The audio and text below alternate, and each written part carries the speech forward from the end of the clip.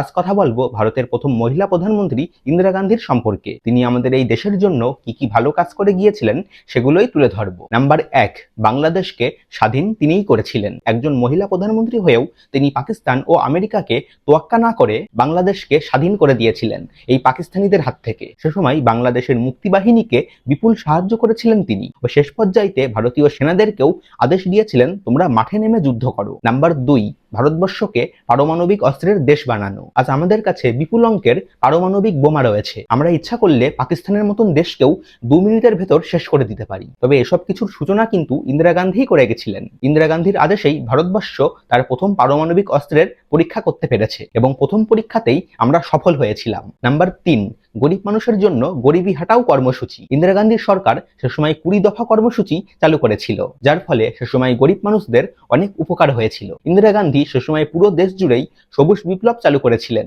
যা গরিব কৃষকদের উপর এক বরদান সমান কাজ করেছিল। তিনি সকল ব্যাংকগুলোকেও সরকারের আয়ত্তায় এনেছিলেন, যাতে গরিব মানুষেরা তার সঞ্চিত অর্থ ব্যাংকে রাখতে পারে। সেজন্য তিনি সকল ব্যাংকগুলিকেও সরকারি করে দিয়েছিলেন। এবার দেখুন বন্ধুরা, আমি তো ইন্দিরা গান্ধীর শুধুমাত্র 3টিই ভালো কাজের কথা বললাম, তবে তার 15 বছরের শাসনকালে তিনি একাধিক ভালো ভালো কর্মসূচি নিয়েছিলেন, যেগুলো একটা ভিডিওতে বলা অসম্ভব। তাই আজকের ভিডিওতে শুধুমাত্র এটুকুই। ভালো থাকবেন সবাই।